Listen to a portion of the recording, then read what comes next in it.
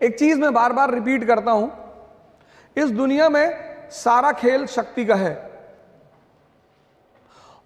और शक्ति के सृजन में मन की बड़ी भूमिका है। इस पूरी लाइन को सुनिएगा, शक्ति के सृजन में मन की बड़ी भूमिका है। आपका पूरा जीवन मन पे, इसलिए दुनिया के जितने भी धर्म हैं उसमें सजदा का, सर झुकाने का बड़ा इंपॉर्टेंस है। आप मंदिर में भी सर झुकाते हुए लोगों को देखोगे, मस्जिद में भी देखोगे, कहीं भी जाओगे तो सर झुकाने का बड़ा कॉन्सेप्ट है, क्योंकि मनुष्य का पूरा जीवन यहां से संचालित है। स्टीफन हॉकिंस की फोटो अगर कभी आप देखो, शरीर खराब है, मन ठीक है, नोबेल प्राइज विनर, 24 प्राइज दुनिया में। और दुर्योधन की अगर आप फोटो देखो तो पूरा शरीर ठीक है, दिमाग खराब है। मैंने कहा ना, आपने देखना बंद कर दिया। आप बादाम का तेल लगा रहे हो सर में, बादाम का शैम्पू लगा रहे हो, बादाम का साबुन लगा रहे हो और खा रहे हो गुटखा।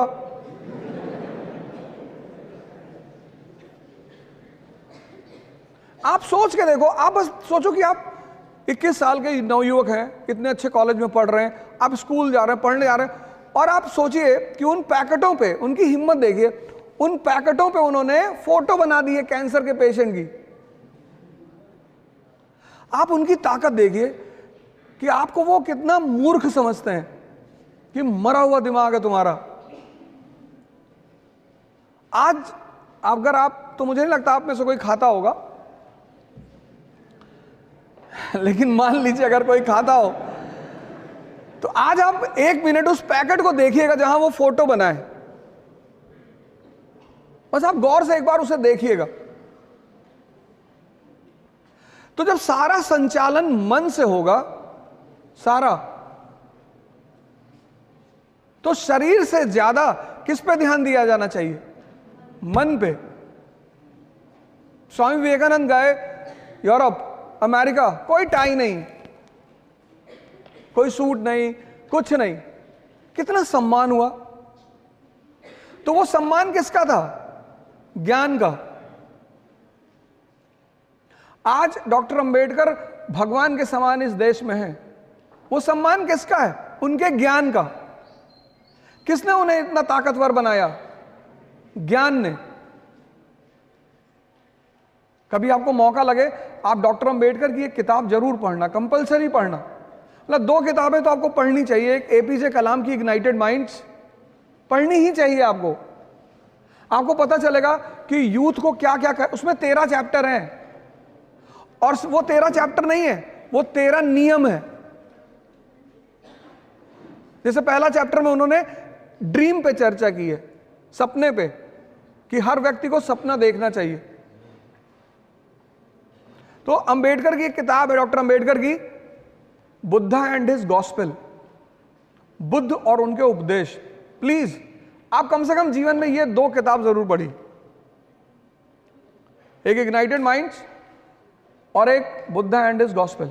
और इन दोनों किताबों का जो एसेंस है, सार, वो यही है कि व्यक्ति को सबसे ज्यादा काम अपने मन पे करना चाहिए।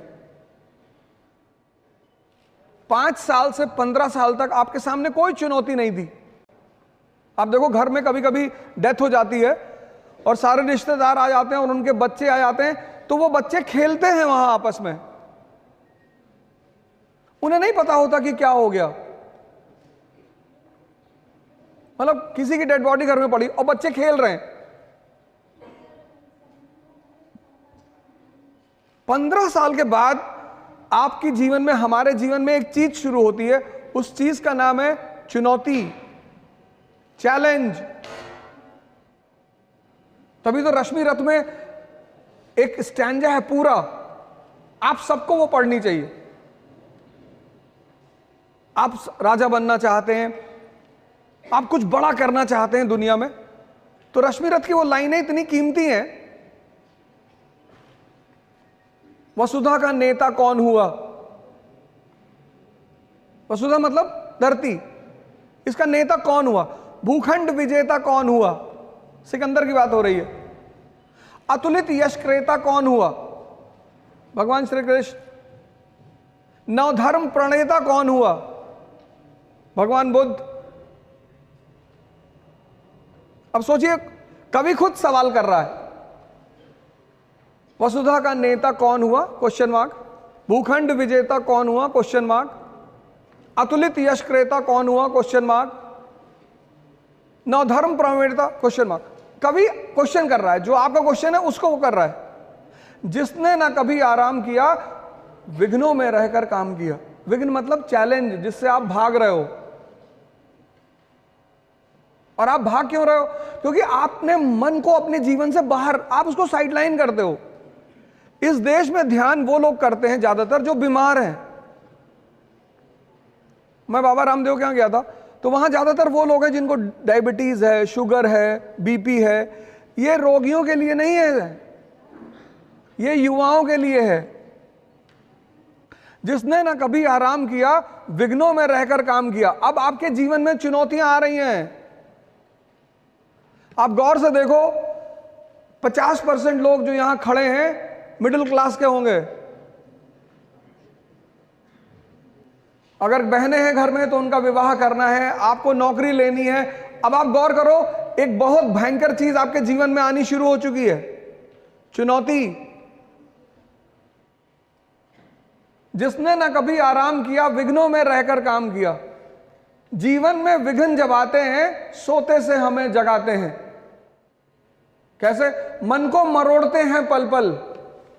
आप देखो कितने परेशान रहते होंगे, अनरेस्ट में रहते होंगे, मन नहीं लगता होगा, गुस्सा आता होगा, चिड़चिड़ापन पैदा हो रहा होगा। ये सब चीजें शुरू हो चुकी होंगी। अगर आप अपने जीवन को इंट्रोस्पेक्ट अभी करो, ये वही दौर है आपका, सब इससे गुजरते हैं। मन को मरोड़ते हैं पल पल। आप सोचो, जब आप 4-5 लोग रहते हो तो आप रिलैक्स रहते हो। जैसे आप अकेले होते होगे, आपको बेचैनी शुरू हो जाती होगी। ये चीज इस यहां जितने लोग खड़े उसमें से 80% को होता होगा, गारंटी। आपको बेचैनी, आप चाहते हो कि बाहर निकल जाए,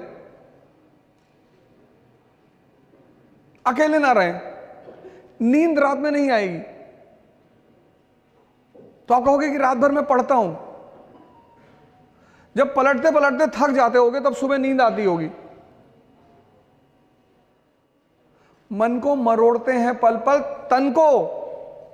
कहीं बीमारी हो गई, कहीं पेट में दर्द हो गया, किसी को माइग्रेन होगा। आजकल के सबसे बड़ा रोग माइग्रेन है। माइग्रेन इसीलिए कि सपने भी बड़े हैं और चुनौतियां भी बड़ी हैं, और दोनों में लड़ाई चल रही है। ध्यान मतलब देखना, अपने आप को देखना। उसमें एक प्रक्रिया है। भारत में बड़े सारे सेंटर्स हैं, विपासना के सेंटर्स हैं। बुद्ध ने ये खोज की थी इस विधि की, विपासना की। विपासना का मतलब होता है आन पान सत्ती, अपने आंख सांसों को आते जाते हुए देखना। आप जब भी परेशान हो, इस ट्रिक को लगाइएगा, अपनी सांसों को देखिएगा। आपका मन क्या है ये आपको नहीं पता, विचार कहां से आते हैं ये आपको नहीं पता, और विचार कौन से आएंगे ये भी आपको नहीं पता। मैं क्लास ले रहा था अर्ली इन द मॉर्निंग 8 बजे। एक लड़का आगे ही बैठा था और 700-800 की क्लास थी। तो कुछ देर बाद वो बाहर निकला, फिर आ गया। तो ऐसा होता रहता है, लड़के जाते रहते हैं, आते रहते हैं, वो कोई दिक्कत नहीं है। फिर 15 मिनट बाद वो फिर बाहर निकल गया।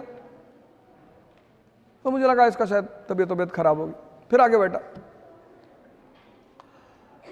फिर तीसरी बार जब वो उठा तो मैंने उसे रोका। मैंने कहा क्या हो रहा है? कह रहा सर मुझे बार बार लग रहा है कि भूकंप आ रहा है। ये तुम्हारा मन ही तो है, विचार फेंक देता। तुम बैठे हो और विचार कब फेंकेगा? जब पढ़ने बैठोगे तब। तुम पूरे दिन घूमो, ये तुमसे कुछ नहीं कहेगा। जैसे तुमने किताब खोली, एक विचार फेंक देगा। सीतापुर वाली बुआ पापा से मकान में हिस्सा मांग रही।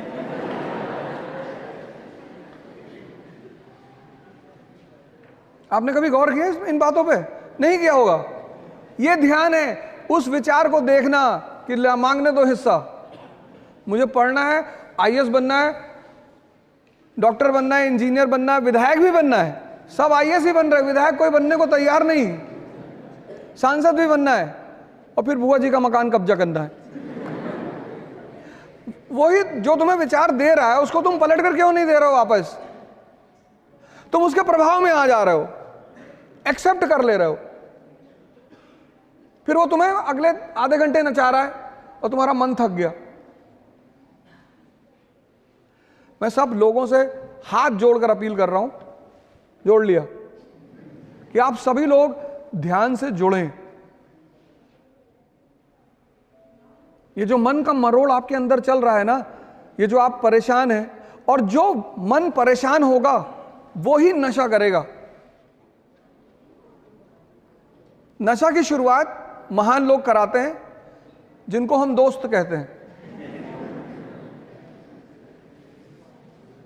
उनको पता होता है कि नशे के रोल क्या है, जो कर रहे होते हैं उनको पता होता है कि ये चीज क्या है। तो अगर आप नहीं करते हैं तो वो आपको पकड़ेंगे और फिर आपको किसी ना किसी तरह से, लड़कियों को तो बहुत बचना चाहिए क्योंकि सबसे ज्यादा तो लड़कियों को पकड़ लेंगे। मॉडर्न वुमन, तो मॉडर्न वुमन क्या बनेगी? इंदिरा गांधी बनेगी, कल्पना चावला बनेगी, लक्ष्मी सिंह बनेगी। लक्ष्मी सिंह जी हमारे यहाँ की कमिश्नर हैं, बहुत धाकड़ आईपीएस ऑफिसर हैं वो, यूपी कैडर की। टीना दाबी बनेगी, निशा ग्रेवाल 23 साल की लड़की, 22 साल में उसका सिलेक्शन हुआ था, गांव से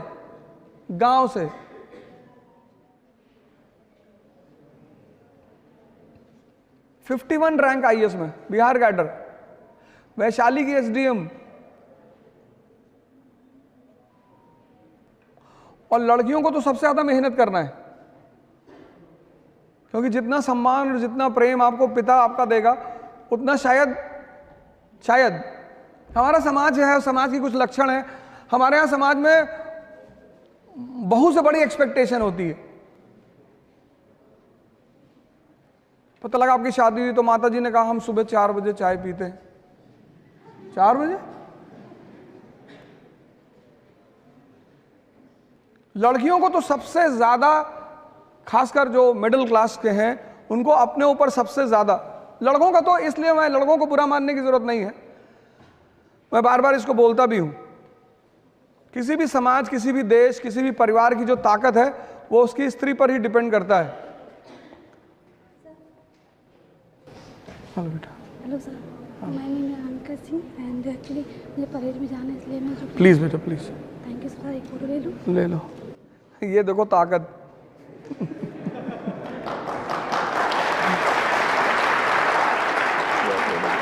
इनकी फोटो की, फैजल भाई फोटो की थी, हमें लगा डांटने आ रही। Thank you sir. पहली बार हुआ है।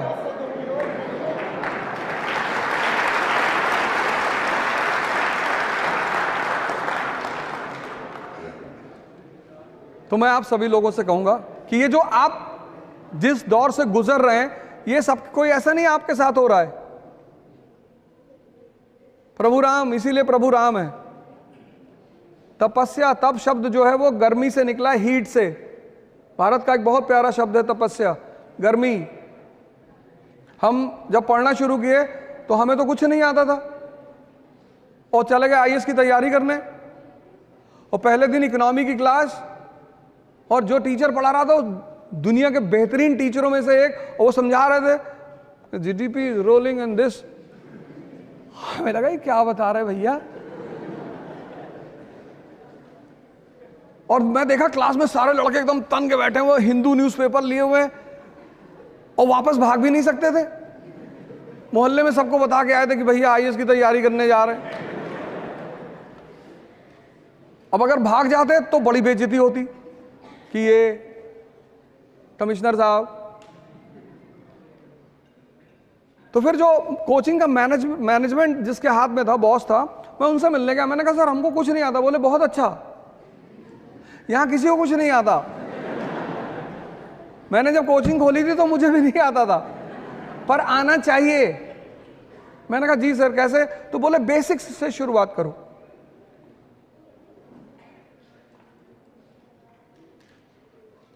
आप सारे लोग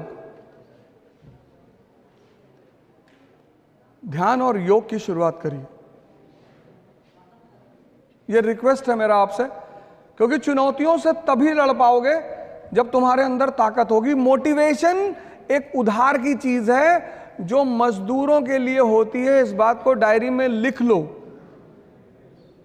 यह मोटिवेशन की कहानी किसने शुरू की थी? वो फोर्ड ने, अमेरिका का व्यापारी बिजनेसमैन फोर्ड। उसको पता चला कि मजदूर ज्यादा काम नहीं कर रहे हैं, तो उसने कहा इनको मोटिवेट करो। Motivation is for workers, not for Kings.